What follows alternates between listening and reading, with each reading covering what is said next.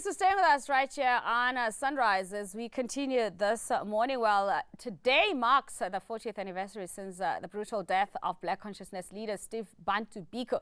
He was at the forefront of mobilizing Black opposition to white minority rule and sought to create a new Black person who stood proud and confident in his or her integrity, equal to anybody else, with no fear of the oppressor. Now, we're now joined by Dr. Mbuyiseni Ndlozi, and we're also expecting Professor Seth Cooper to talk more on Black consciousness, if the narrative still stand in the modern era. And remember, you can be part of our conversation by giving us a call on 011 447 1742 or 1620. Your comments are also welcome on our Facebook and Twitter pages. Good morning to you, and thanks everyone for joining us. Thank you, and good morning to the viewers and to yourself. Now, what does this day mean to you? The 12th of September, this is the day that Steve Biko was brutally murdered at the hands of the apartheid police. Well, obviously, we have to memorialize Steve, and particularly the ideas and the philosophy that he represented. And one of the most important things that comes up is a short interview, an extract that they took, which is part of the I Write What I Like collection, which is called On Death, in which Steve almost predicts how he's going to die in a confrontation with police who are interrogating him. And he says to them, well, if you want a conversation, ask and I will answer. But if you beat me up, I'm going to have to respond. And I'm going to respond with all I have, and you're going to have to, fight back, and you might have to kill me even if your intention is not to do so. And in a way, he ponders a method, or what he calls a method of death. But so we have to, in reflecting about how he died in such a humiliating way, he didn't have an army supported by the Soviet Union. He was not bombing power stations. He didn't have explosives. They killed him because of his ideas, which just a year before had taken school kids, something that had never been seen, thousands, initially tens of thousands of children, to the streets, protesting against the apartheid regime, armed only with a sense of Black pride, which Steve Biko had taught. So we've got to think about our own method of life, which in my view is encapsulated in the statement that you are either alive and proud or you are dead. And if you are dead, you can't care anyway. You can't care anyway. So now, in 2017, okay, maybe let's just take it back to like some of the movements that were happening in our university in recent times, and we started hearing conversations about decolonization of the mind, and then Steve Biko's name started coming out very, very, very strongly. What do you think is going on in the mind of this generation when they look back at what he stood for, especially around student politics? Well, isn't it evidence that Steve is not dead? Is that if you thought Steve Biko has died, you precisely have to look around. When the EFF called for the statue of Louis Botha upon our arrival in 2014 outside Parliament to fall, it was a matter of self-pride and Black pride. When the Fees Must Fall students called for free decolonized education, it was Black pride. When Rhodes students, when UP students and UOF students called for Africans to fall in their universities, it was a matter of Black pride. It was precisely because the ideas of Black pride that Steve Biko represented and spoke about are still alive, and they still impress upon our generation. They still call upon our generation to make a better life and to call upon a different future, which, in the words of Steve Biko, he called it an egalitarian society. But also it does mean that since 1994, what was fundamentally wrong about apartheid has not been resolved. And that is precisely the fact that the structures in society were made to perpetuate white privilege.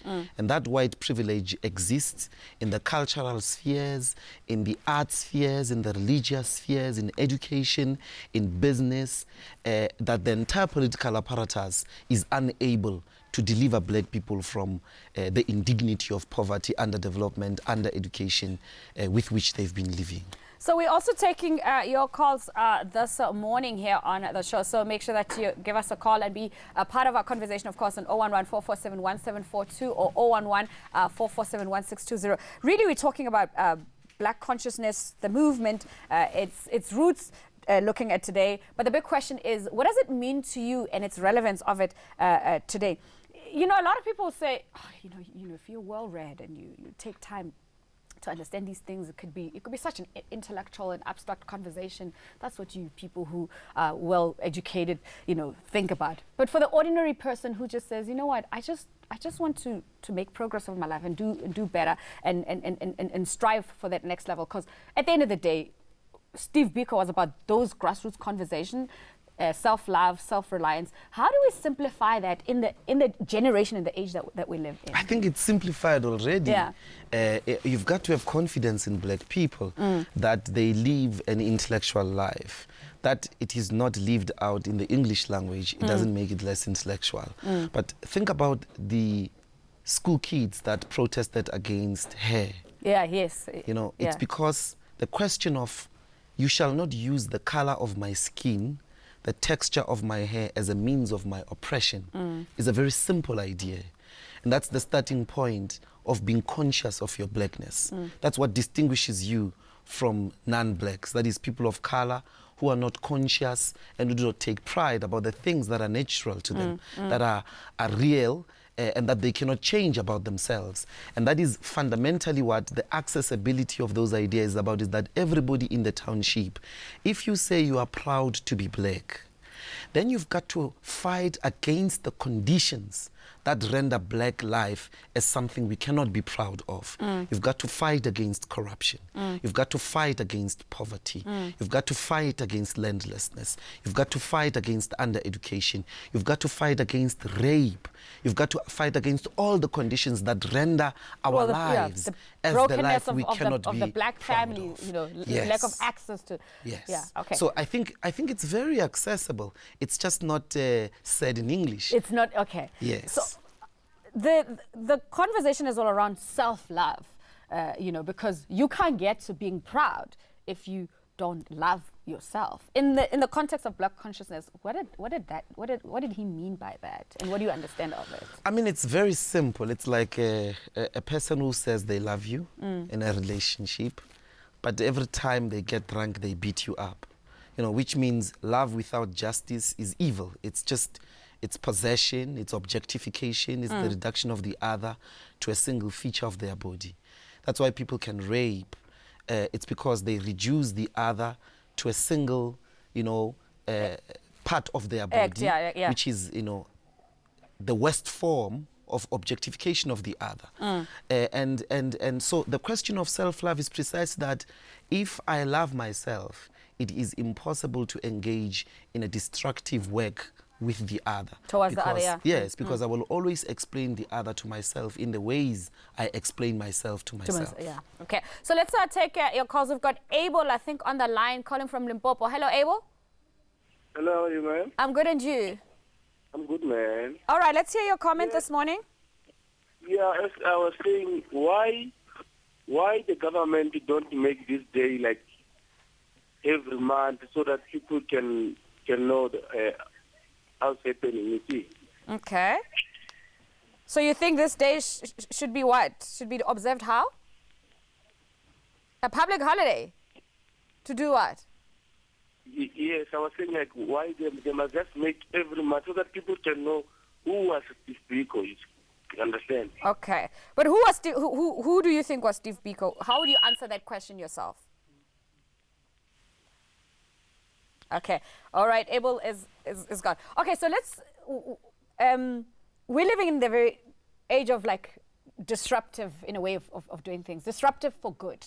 So Steve Biko, in a way, sort of like fall in that pattern. There was a way how things, a pattern of that was followed with the current type of leadership, you know, from the 40s with the Youth League and all of that, of the ANC. Then he comes in the 70s, obviously his generation, they're like, you guys are out of touch following what the young people did in 1976. You're part of that kind of generation of leaders that we're seeing.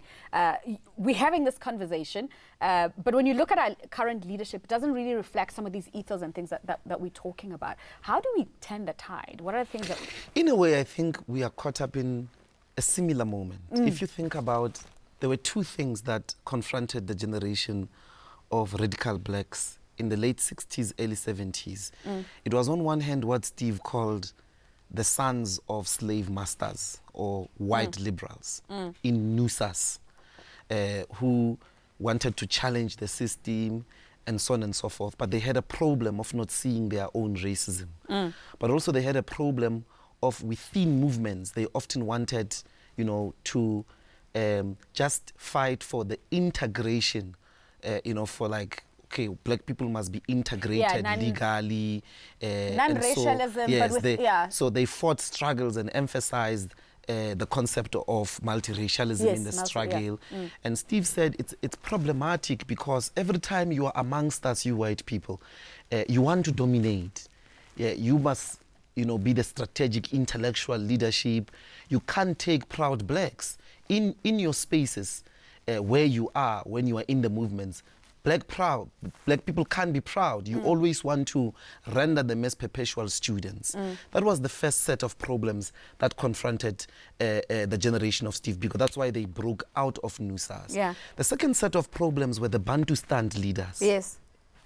Black people, Matanzima, and all of the chiefs that wanted to insist that, including the Indian congresses, people who wanted to revive the Indian Congress and the colored Congress in the Cape Town, who wanted to be part and parcel of the apartheid system, arguing that they could, you know, it's the whole separate, but transform it from within. In a way, at the fundamental core was the idea that you could simply change the legal apparatus and then all of us would be happy. That's what these two groups represented. And the generation of Steve and all of them understood. That's why when they asked him about his vision of an egalitarian society, he said, there has to be a transformation of wealth. Otherwise, it will just be a change of skins. And black skins ruling is less important. It has to be what mental attitudes are ruling us. And the mental attitudes that were always needed were the ones that understood that you've got to expropriate land without compensation for equal redistribution. You've got to nationalize the mines to lead industrialization in South Africa. You've got to nationalize the banks because the banks will never invest in black talent because they are dominated by white people. They will never invest in the factories because white people have, you know, settler colonial consciousness.